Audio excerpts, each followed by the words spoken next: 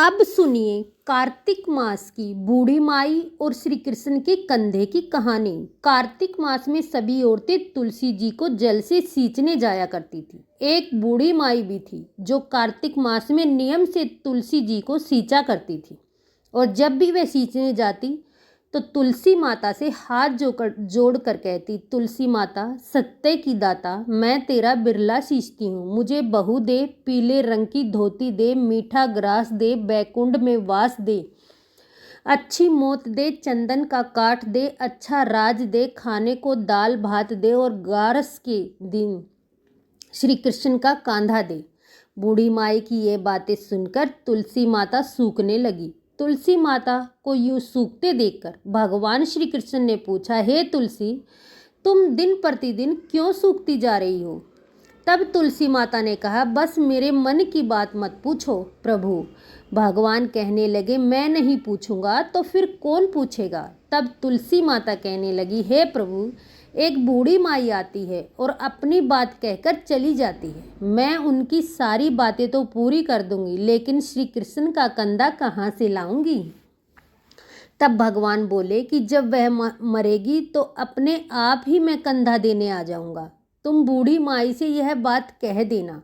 उसके कुछ दिनों के बाद वह बूढ़ी माई मर गई। बूढ़ी माई के मरने पर सारा गांव इकट्ठा हो गया और उनका अंतिम संस्कार समय आने पर जब गांव के लोग उन्हें उठाने लगे तो वह बहुत भारी हो गई, किसी के उठाए न उठी। तब सभी बोले, यह तो बहुत संस्कारी थी, बहुत पूजा पाठ करती थी और कोई पाप भी नहीं किया, फिर यह इतनी भारी कैसी हो गई? तभी बूढ़े ब्राह्मण के वेश में भगवान वहाँ आए और कहने लगे कि यह भीड़ कैसी है? तब गांव के लोग बताने लगे कि एक बूढ़ी माई रहती थी, वह मर गई है और वह इतनी पापिन थी कि उसकी अर्थी नहीं उठ रही है। यह बहुत भारी हो गई है। वैसे तो अपने जीवन में इसने बहुत पूजा पाठ की। तब भगवान बोले कि मुझे इसके कान में कुछ कह लेने दो, फिर यह उठ जाएगी। ऐसा कहकर भगवान ब्राह्मण के वेश में बूढ़ी माई के पास गए और उसके कान में कहा कि माई, तू अपने मन की कर ले, पीतांबर की धोती ले, मीठा मीठा ग्रास ले, बैकुंठ में वास ले, चटक की चाल ले, चंदन का काठ ले, झालर की झनकार ले, दाल का भात जीवन ले और ले श्री कृष्ण का कंधा भी ले। भगवान की यह बातें सुनकर बूढ़ी माई तो तुरंत हल्की हो गई और तब भगवान स्वयं उन्हें अपने कंधे पर लेकर गए। इस प्रकार बूढ़ी माई को मुक्ति मिल गई और वह बैकुंठ लोक चली गई। हे तुलसी माता, जैसे आपने उन बूढ़ी माई की मुक्ति की, वैसे ही हम सबकी करना। जैसे भगवान ने उन्हें कांधा दिया, वैसे हमें भी देना। सभी प्रेम से बोलिए, तुलसी माता की जय, श्री कृष्ण भगवान की जय। कार्तिक मास की बूढ़ी माई, बहू और पुष्कर स्नान की कहानी। एक बार की बात है, एक बूढ़ी माई थी जो चातुर्मास्य में पुष्कर स्नान करती थी। उसके एक बेटा और एक बहू थी। जब चातुर्मास का समय आया तो माँ को पहुँचाने के लिए बेटा पुष्कर गया। सास ने बहू को रास्ते के लिए फलाहार बनाने के लिए दिया तो बहू ने जमीन की पपड़ी उखाड़कर एक डिब्बे में बांधकर दे दिए। रास्ते में बेटा माँ से बोला, माँ फलाहार कर ले। जहाँ पानी मिला बूढ़ी माँ वहीं फलाहार करने बैठ गई। अब जैसे ही बूढ़ी माई ने पोटली खोली, वो पपड़ी फलाहार बन गई। बूढ़ी माँ ने फलाहार कर लिया। तब पुष्कर में बेटा माँ के लिए झोपड़ी बनाकर सामान रखकर वापस अपने घर आ गया। रात्रि के प्रथम पहर में श्रावण मास आया और बोला, बुढ़िया दरवाजा खोल। तब बूढ़ी माँ ने पूछा कि कौन है? वह बोला, मैं श्रावण हूँ। बूढ़ी माँ ने तुरंत झोपड़ी का दरवाजा खोल दिया। बूढ़ी माँ ने श्रावण मास में महादेव जी की पूजा की और बेलपत्र चढ़ाती, अभिषेक करती, भजन कीर्तन करती और जाते समय श्रावण में बूढ़ी माई की झोपड़ी को एक लात मारी तो झोपड़ी की एक दीवार सोने की हो गई। बाद में भाद्रपद माह आया, तब उसने भी बूढ़ी माई को दरवाजा खोलने को कहा। बूढ़ी माई ने दरवाजा खोला, साथ ही सत्तू बनाया, कजरी तेज मनाई। भदवा भी जाते जाते झोपड़ी को एक लात मार गया तो दूसरी दीवार भी हीरे की हो गई। फिर आसोज आ गया। उन्होंने भी बूढ़ी माई को दरवाज़ा खोलने के लिए कहा। बूढ़ी माई ने दरवाज़ा खोला और तर्पण करके श्राद्ध मनाया, ब्राह्मण भोजन कराया, गणेश जी की स्थापना की, फिर अनंत चतुर्थी का पर्व मनाया और नवरात्रि में माँ दुर्गा की स्थापना की, दशहरा मनाया। जाते जाते आसोज भी झोपड़ी पर एक लात मार गया तो बूढ़ी माई की झोपड़ी भी तीसरी दीवार सोने की हो गई। और इन सब के बाद पवित्र कार्तिक मास आया और उसने भी बूढ़ी माई को दरवाज़ा खोलने के लिए कहा। बूढ़ी माई ने दरवाज़ा खोला और श्रद्धा से कार्तिक स्नान, भजन, पूजन, व्रत आदि किया। दीपावली, गोवर्धन पूजा, भाई दूज, आंवला नौमी करी। कार्तिक मास में जाते जाते लात मारी और इस बाद पूरी की पूरी झोपड़ी सोने की हो गई। अब तो बूढ़ी माई खूब दान धर्म करती और भगवान का भजन किया करती। चातुर्मास्य पूरा होने पर जब बेटा अपनी माँ को लेने के लिए पुष्कर आया तो अपनी माँ और झोपड़ी को वह पहचान नहीं पाया। वहाँ तो भगवान की कृपा से खूब ठाठ बाट हो गए थे। उन्होंने आसपास वालों से पूछा तो उन्होंने सब हाल कह सुनाया। यह सुनकर बेटा माँ के पैरों में गिर गया, बोला, माँ घर चलो। और वह सारा सामान एक गाड़ी में भरकर माँ को अपने साथ लवा लाया। सास के ठाठ बाट देखकर बहू के मन में जलन पैदा हो गई। तब तो उसने भी अपनी माँ को 4 मास के लिए पुष्कर के लिए छोड़कर आने के लिए अपने पति से कहा तो वह अपनी सास को भी पुष्कर छोड़कर आ गया। श्रावण, भादो, आसोज और कार्तिक सभी मास आए, लेकिन बहू की माँ ने कुछ भी नहीं किया। वह तो 4 समय खूब ठाठ से खाती थी और दिन भर सोती थी। चातुर्मास्य ने जाते जाते झोपड़ी को लात मारी तो पूरी झोपड़ी गिर पड़ी और बहू की माँ को गधे की योनि में जाना पड़ा। 4 मास बाद जमाई जब अपनी सास को लेने पुष्कर गया तो उसे ना तो सास की दिखाई दी और ना ही झोपड़ी। तब उन्होंने अपने आसपास वालों से पूछा तो उन्होंने बताया कि तुम्हारी सास धर्म कर्म कुछ भी नहीं करती थी, वह तो केवल खाती थी और सोती थी, जिससे वह गधी हो गई है। सास ने उधर उधर जब अपने जमाई को देखा तो वह ढेचू ढेचू करती सामने आ गई। तब जमाई ने सास को गाड़ी के साथ बांध दिया और घर लेवा लाया। उसकी पत्नी ने जब पूछा कि मेरी माँ कहाँ है तो एक गधे को पीछे क्यों बांध कर लाए हो, तब वह बोला कि तुम्हारी माँ तो गाड़ी के पीछे बंधी हुई है, जिसकी जैसी करनी। तुमने तो मेरी माँ को फलाहार की जगह जमीन की पपड़ी उखाड़ कर दी थी और वह भी फलाहार बन गया। तब उसकी पत्नी बोली कि ब्राह्मण के पास चलकर पूछते हैं कि मेरी माँ मनुष्य योनि में वापस कैसे आएगी। तब वे दोनों पति पत्नी ब्राह्मण के पास गए, सारा हाल कह सुनाया। ब्राह्मण देवता बोले कि तेरी सास जब स्नान करे तब वह पानी को लेकर तू अपनी माँ को उस पानी से स्नान करा देना, तब उसकी गधी की योनि से मुक्ति मिल जाएगी। तब बहू ने ऐसा ही किया और उसकी माँ मनुष्य योनि में हो गई।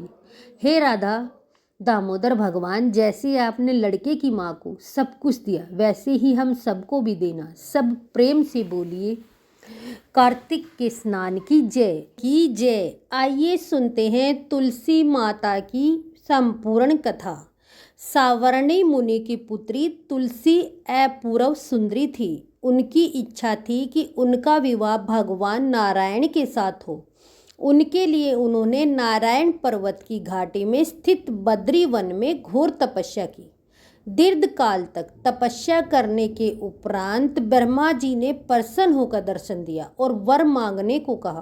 तुलसी जी ने कहा, हे सृष्टिकर्ता ब्रह्मदेव, आप अंतर्यामी हैं और सबके मन की बात जानते हैं, फिर भी मैं आपकी अपनी इच्छा आपसे बताती हूँ। मैं चाहती हूँ कि भगवान श्री नारायण मुझे पति रूप में मिले। ब्रह्मा जी ने कहा, तुम्हारा अभिष्ट तुम्हें अवश्य मिलेगा। अपने पूर्व जन्म में किसी अपराध के कारण तुम्हें श्राप मिला है। इसी प्रकार भगवान श्री नारायण के एक पारदर्शन को भी दानव कुल में जन्म लेने का श्राप मिला है।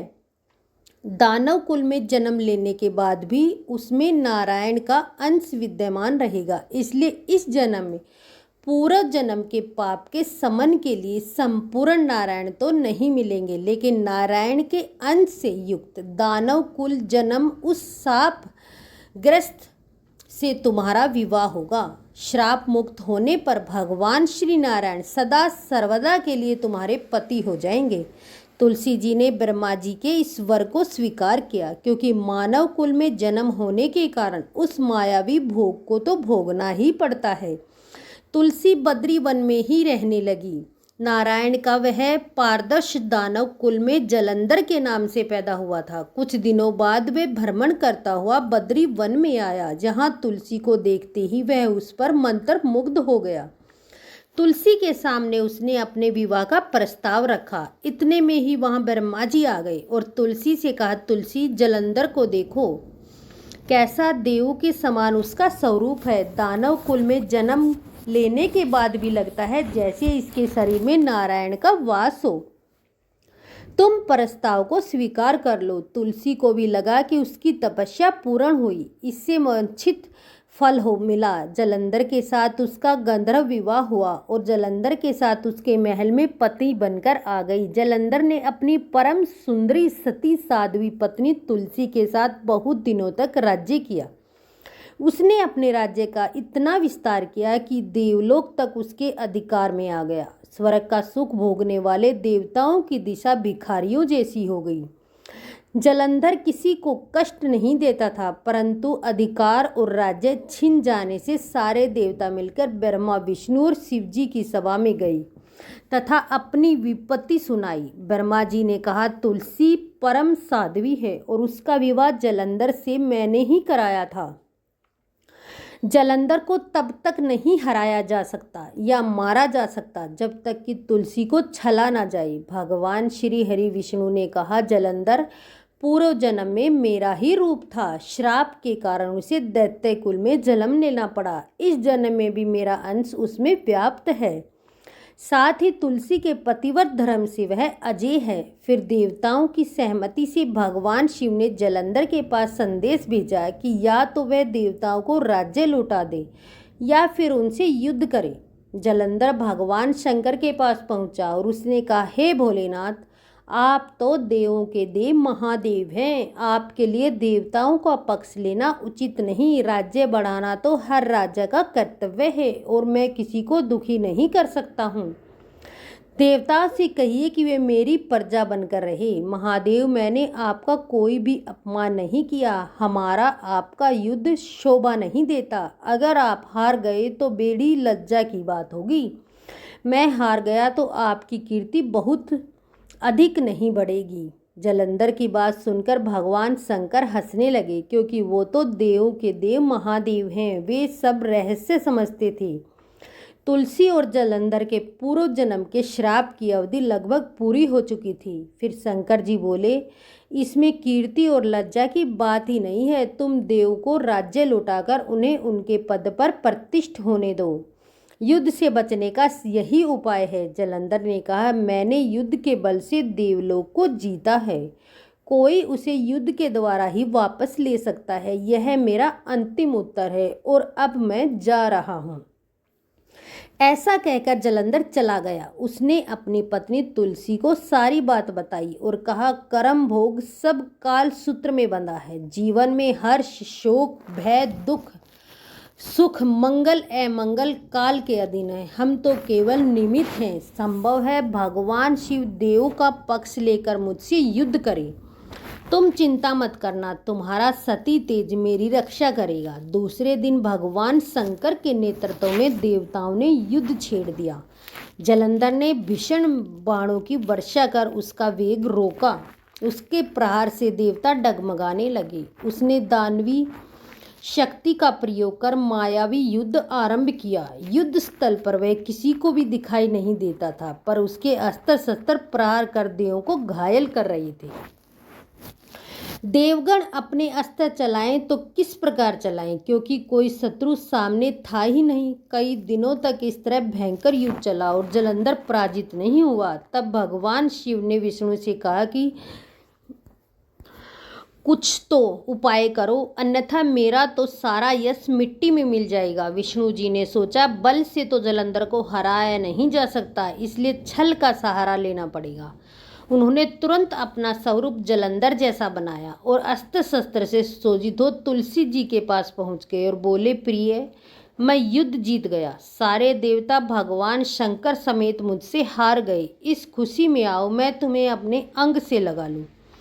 पति को प्रत्यक्ष खड़ा देख तथा विजय का समाचार सुन वह दौड़कर मायावी जलंधर के गले से लिपट गई। इस प्रकार पति पत्नी दोनों ने आलिंगन को खूब खुशी मनाई। पर पुरुष के साथ इस प्रकार के व्यवहार से उसका सतीत्व तेज नष्ट हो गया। उसका सती तेज जो जलंधर की कवच के रूप में रक्षा कर रहा था, वह कवच नष्ट हो गया और जलंधर शक्तिहीन हो गया। यह जानते ही भगवान शंकर ने उस पर अपने त्रिशूल से प्रहार किया। त्रिशूल के लगते ही जलंधर जलकर भस्म हो गया। जब भगवान विष्णु को पता चला कि जलंधर मर गया तो भगवान विष्णु अपने असली रूप में आ गए। सामने अपने पति जलंधर के स्थान पर भगवान विष्णु को खड़ा देख तुलसी बहुत विस्मित हुई। उसको लगा कि स्वयं नारायण ने उसके साथ छल किया है। क्रोध में आकर तुलसी जी ने श्राप दिया और भगवान विष्णु से कहने लगी, एक सती स्त्री का सतीत्व भंग करने के अपराध में तुम हृदयहीन पत्थर हो जाओ। विष्णु जी ने तुलसी के श्राप को सिरोधैर्य कर कहा, हे देवी, तुम्हारे तथा जलंधर के कल्याण के लिए मुझे ऐसा करना पड़ा। तुम दोनों को श्राप मुक्त करना था। तुम भी अब अपना शरीर त्याग कर तुलसी बिरवा के रूप में जन्म लोगी और मेरी पूजा तुलसी दल से होगी। मैं शालिग्राम पत्थर बनूंगा और मेरे शीश पर तुम आदर से विराजमान होगी। तुम्हारे पति की हड्डियों के चूर से शंख की उत्पत्ति होगी। वह उस शंख ध्वनि से देवताओं तथा मेरी पूजा आराधना होगी। जहाँ शंख ध्वनि होगी वहाँ मंगल में विराजमान रहूँगा। तुमने पूर्व जन्म में बद्री वन में मुझे पाने के लिए बड़ी तपस्या की थी। अब अगले जन्म में नारायण के रूप में बद्रीनाथ वन में स्थापित होऊंगा और मेरी पूजा अर्चना फल फूल से ना होकर तुम्हारी तुलसी दल से होगी। हे तुलसी, तुम मेरे शीश पर विराजमान होकर मुझसे भी ऊंचा पद प्राप्त करोगी। बोलिए श्री लक्ष्मी नारायण की जय। बोलिए श्री तुलसी जी शालिग्राम जी की जय। अब सुनते हैं तुलसी माता की दूसरी कथा। एक बार माता तुलसी ने भगवान विष्णु जी से पूछा, हे स्वामी, तुलसी के पास दीपक जलाने का क्या महत्व है और रोज शाम को तुलसी के पास दीपक क्यों जलाया जाता है? इससे मनुष्य को कौन सा फल प्राप्त होता है? तुलसी के पास दीपक जलाने की विधि क्या है तथा दीपक जलाते समय कौन से मंत्र का उच्चारण करना चाहिए? कृपा कर आप मुझे विस्तार से बताएं। तब भगवान विष्णु जी कहते हैं, हे देवी, आज आपने समस्त मानव जाति के कल्याण के लिए बहुत ही महत्वपूर्ण प्रश्न किया है। आपके इस प्रश्न का उत्तर देने से पूर्व मैं आपको एक प्राचीन कथा सुनाता हूँ, जिससे आपको सभी प्रश्नों के उत्तर मिल जाएंगे। इसलिए आप इस कथा को ध्यानपूर्वक सुनिए। इस कथा को ध्यान से पूरा सुनने मात्र से ही मनुष्य को 100 वर्षों तक तुलसी के पास दीपक जलाने का पुण्य फल प्राप्त होता है। फिर माता लक्ष्मी कहती है, हे स्वामी, मैं इस कथा को सुनने के लिए उत्सुक हूँ। कृपया आप इस कथा को सुनाना प्रारंभ कीजिए। तब भगवान विष्णु माता तुलसी को कथा सुनाने लगते हैं और कहते हैं, हे देवी, पूर्व काल की बात है। दक्षिण दिशा में तुंगभद्रा नाम की एक बहुत बड़ी नदी है। इस नदी के किनारे पर हरिहरपुर नाम का एक अत्यंत सुंदर नगर बसा हुआ था। उसी नगर में काशी नाम के एक ब्राह्मण निवास करते थे। वे अत्यंत गुणवान, चरित्रवान, धैर्य, कार्य करने वाले तथा वेदों के मार्ग पर चलने वाले थे। उन्होंने समस्त शास्त्रों का अध्ययन किया था। उस ब्राह्मण की एक पत्नी थी जिसे लोग दुराचारणी कहकर पुकारते थे, क्योंकि उसके कर्म ही उसके नाम के अनुसार थे। वह सदैव ही अपने पति को अपमानित करती थी और वह अपने पति के लिए कुवाच्य कहलाती थी। इतना ही नहीं, वह अपने पति को भयंकर दुख देती थी। पति के लिए कभी भोजन नहीं बनाती थी। उसने अपने पति के साथ कभी शयन नहीं किया, कभी उसके साथ प्रेम से व्यवहार नहीं किया। पति के मित्र या परिवार के लोग घर पर आते तो वह स्त्री उनको अपमानित करके भगा दिया करती थी। और स्वयं काम भाव से उन्मत्त होकर निरंतर एवं वैभवचारिणी स्त्रियों के साथ घूमा करती थी। उसका मन पति को छोड़कर पराये पुरुषों में लगा रहता था। उसने कभी अपने पति से प्रेम से बात नहीं की, किंतु पराये पुरुषों के संग बैठकर बातें किया करती थी। पराये पुरुषों को मोहित करने के लिए सज धज कर गाँव में घूमने जाया करती थी। कभी कभी वह वन में किसी वृक्ष के नीचे खड़ी होकर सुंदर पुरुषों की राह देखने लगती और कभी दुष्ट पुरुष को मोहित करके उसके संग भोग विलास किया करती थी। एक दिन वह दुराचारणी स्त्री वन में जाकर एक वृक्ष के नीचे खड़ी हो गई। उसका चित्त काम से भरा हुआ था। वह किसी सुंदर कामी पुरुष की राह देख रही थी, किंतु बहुत समय निकलने के बाद भी उस स्थान पर कोई पुरुष नहीं आया। इसलिए वह अत्यंत दुखी हो गई और प्रियतम की खोज में इधर उधर देखने लगी। उस दिन उसका सारा परिश्रम व्यर्थ हो गया, क्योंकि उस दिन वहां से कोई राहगीर ही नहीं गुजरा। वहां पर खड़ी होकर वह नाना प्रकार की बातें कहकर विलाप करने लगी कि आज तो इस मार्ग में कोई भी पुरुष नहीं आया। अब मैं कैसे अपने काम वासना को शांत करूं? वह जोर जोर से विलाप करने लगी। हे देवी, उसी जंगल में एक भयानक बाघ निवास करता था। उस पापिनी स्त्री की आवाज को सुनकर वह जग गया, जबकि वह सोया हुआ था, और उछलकर उस स्त्री का भक्षण करने के लिए उसके पास आ गया। उस भयंकर बाघ को देखकर उस स्त्री के पसीने छूटने लगे और वह भय से थर थर कांपने लगी। वह स्त्री कुछ करती, इतने में ही उस बाघ ने अपने पंजे से उसे घायल कर दिया और वह स्त्री धरती पर गिर पड़ी। धरती पर गिरते ही स्त्री चिल्लाते हुए बोली, अरे बाघ, तू किस लिए यहाँ पर आया है? मुझे क्यों मार रहा है? तू मुझे छोड़ दे। मेरा भक्षण करके तुझे क्या मिलेगा? उस स्त्री की इस अज्ञात पूर्वक बात को सुनकर वह भयानक बाघ क्षण भर के लिए रुक गया और मनुष्य आवाज में हंसते हुए बोला, हे दुष्टा, आज विधाता ने मुझे तेरा ग्रास नियुक्त किया है। तुझ जैसे दुष्ट स्त्री का भक्षण करना ही मेरा काम है, तभी मुझे इस शरीर से मुक्ति मिलेगी। वह स्त्री कहने लगी, हे बाघ, तुम कौन हो? मुझे सच सच बताओ, तुम्हें किस कारण से बाघ की योनि में जन्म लेना पड़ा और तुम मुझ जैसी स्त्री का भक्षण क्यों करते हो? पहले मुझे सारी बात बताओ, फिर मेरा भक्षण करो। फिर बाघ कहने लगा, हे पापिनी, मैं तुम्हें पूर्व जन्म का वृत्तांत सुनाता हूँ कि किस कारण से मुझे बाघ बनना पड़ा। और पूर्व जन्म में दक्षिण देश में एक नदी थी और उस नदी के तट पर एक नगरी बसी हुई थी। उस नगरी में मैं भी निवास करता था। मैं एक ब्राह्मण का पुत्र था और नदी के किनारे बैठकर यज्ञ आदि कार्य किया करता था। मैंने उस जन्म में अनेकों पापियों के लिए यज्ञ किया, उन पापियों के घर का भोजन किया। मैंने धन के लालच में अनेक पापियों के लिए कार्य भी किए। जिन वस्तुओं का दान ब्राह्मणों को नहीं लेना चाहिए, उन वस्तुओं का दान भी मैं ग्रहण किया करता और दूसरों से धन लेता था, लेकिन कभी वापस नहीं करता था। इस प्रकार से पाप करते हुए मुझे बहुत वर्ष बीत गए और मैं बूढ़ा हो गया।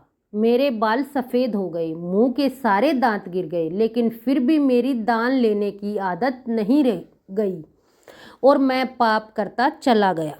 फिर एक दिन मैं धन के लोभ से नदी किनारे गया और अन्य ब्राह्मणों के साथ मिलकर हमने लोगों को ठगना, झूठ बोलना और झूठे मंत्र वचन बोलकर हमने बिना विधि विधान किए ही इस देवी देवताओं का पूजन किया और बहुत सारा धन दान में ले लिया।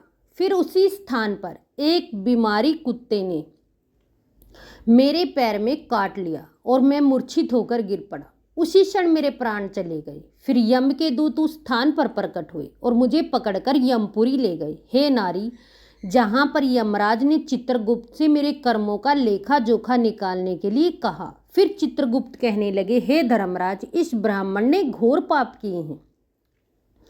इसने दूसरों से झूठ बोलकर धन लूटा है, विधि विधान से पूजा न करके झूठे मंत्र बोलकर भगवान का अपमान किया है। इसलिए यह पापी ब्राह्मण केवल नरक जाने के योग्य ही है। फिर यमराज ने अपने दूतों को आदेश देकर मुझे नरक की अग्नि में डाल दिया और कई वर्षों तक सजा भोगने के बाद मुझे बाघ का शरीर प्राप्त हुआ और मैं इस दुर्गम वन में निवास करने लगा। मैं अपने पूर्व जन्म के पापों को याद करके कभी महात्मा, साधु, पुरुष, स्त्री, पुरुष, सतीत्व स्त्री का भक्षण नहीं करता हूँ। मैं केवल पापी, दुराचारी तथा उल्टा स्त्रियों का ही भक्षण करता हूँ ताकि मुझे पापों से मुक्ति मिल जाए। फिर बाघ उस स्त्री से कहने लगा, हे पापिनी, तेरे आचरण से तू उल्टा दिखाई देती है।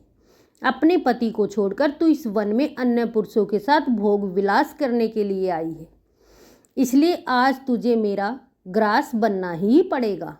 इतना कहकर उस बाघ ने अपने तीक्ष्ण नाखून से उस पापिनी स्त्री के टुकड़े टुकड़े करके उसे खा लिया। फिर उस स्थान पर यम के दूत प्रकट हुए और उस पापिनी स्त्री को उठाकर यमपुरी ले गए। चित्रगुप्त ने उस स्त्री का लेखा जोखा निकाला और यमराज को बताया। यमराज ने उस स्त्री को घोर नरक में डाल दिया। कई वर्षों तक नरक की अग्नि में जलने के बाद उसने फिर पृथ्वीलोक पर एक चांडाल के घर में जन्म लिया और फिर वह कई प्रकार के दुख भोगने लगी। इस दुख को सहन करते करते एक दिन वह तीर्थ स्नान करने त्रिवेणी में चली गई। वहाँ पर एक आश्रम के बाहर निवास करने लगी और उसी आश्रम में एक तुलसी का पौधा था। उन स्त्रियों को वहाँ पर तुलसी के पास दीपक जलाते हुए देख उस पापिनी स्त्री ने भी वही किया। उसने तुलसी के पौधे के पास एक दीपक जला दिया। फिर उसी रात हृदयघात से उसकी मृत्यु हो गई और यमराज के दूत उसे ले जाने के लिए फिर से प्रकट हुए। जैसे ही यम के दूत उस पापिन स्त्री को पास में बांध कर ले जाने लगे, तभी भगवान विष्णु के पारदर्श उस स्थान पर प्रकट हुए और उन्होंने उन दोनों को रोक लिया और कहने लगे, इस स्त्री को छोड़ दो, यह स्त्री नरक जाने के योग्य नहीं। तुम किसके आदेश से ऐसा अधर्म कर रही हो? तब उन यमदूतों ने कहा, हम यमराज के आदेश से इसे ले जाने के लिए आए हैं, किंतु आप मुझे किस कारण से रोक रहे हैं? यह स्त्री अत्यंत पापी है। तब भगवान विष्णु के पारदर्शी कहने के लिए उस स्त्री को, विष्णु भगत, यह नरक जाने के योग्य नहीं, इतने संध्या के साथ तुलसी के पास दीपक जलाया था, इसी कारण इसे समस्त पाप नष्ट हो गए, इसलिए अब इस नरक जाने के योग्य नहीं, यह स्वर्ग जाने की अधिकारी बन चुकी है। पार्षदों की बात सुनकर यमदूतों ने उस स्त्री को उसी स्थान पर छोड़ दिया और यमलोक लौट गई। वहां जाकर उन्होंने यमराज को सारा वृत्तांत सुना दिया। फिर भगवान विष्णु के पार्षदों उस स्त्री को दिव्य विमान में बिठाकर स्वर्ग को ले गए। भगवान विष्णु कहते हैं, हे देवी, इस प्रकार से तुलसी के पास केवल दीपक जलाने मात्र से ही मनुष्य के समस्त पाप नष्ट हो जाते हैं। जो स्त्री नित्य शाम को तुलसी के पास दीपक जलाती है वह सौभाग्यशाली बनती है। उसके पूर्व जन्मों के सभी पाप और ताप नष्ट हो जाते हैं। उसे सुख समृद्धि की प्राप्ति होती है। भगवान विष्णु कहते हैं, हे देवी, हजारों अमृत के घड़ों से नहलाने पर भी श्री हरि विष्णु को उतनी तृप्ति नहीं होती जितनी मनुष्य के द्वारा तुलसी का एक पत्ता चढ़ाने से प्राप्त होती है। 1000 गोदान से मानव को जो फल प्राप्त होता है वही फल तुलसी पत्र के दान से प्राप्त होता है। जो मनुष्य के समय अपने मुख में तुलसी पत्र का जल पाता है वह संपूर्ण पापों से मुक्त होकर भगवान श्री हरि विष्णु के धाम को जाता है। हिंदू धर्म में तुलसी के पौधे का महत्व सबसे अधिक है, क्योंकि इनकी सबसे पहले पूजा भगवान विष्णु ने की थी। भगवान विष्णु आगे माता देवी लक्ष्मी से कहते हैं, जिस प्रकार आपसे बैकुंठ को ऐश्वर्य प्राप्त होता है उसी प्रकार से बैकुंठ में तुलसी के कारण ही पतिव्रता और पवित्रता प्राप्त होती है। पृथ्वी लोक पर जिस स्थान पर तुलसी का पौधा होता है उस स्थान पर कभी बुराई का वास नहीं होता। ऐसा स्थान सबसे अधिक पवित्र होगा। इसी कारण से हमें हमारे घर में तुलसी का पौधा अवश्य लगाना चाहिए। इस प्रकार से भगवान विष्णु ने तुलसी के पास दिया जलाने का महत्व बताया है। तो प्रेम से बोलिए श्री लक्ष्मी नारायण भगवान की जय। बोलिए श्री तुलसी शालिग्राम भगवान की जय।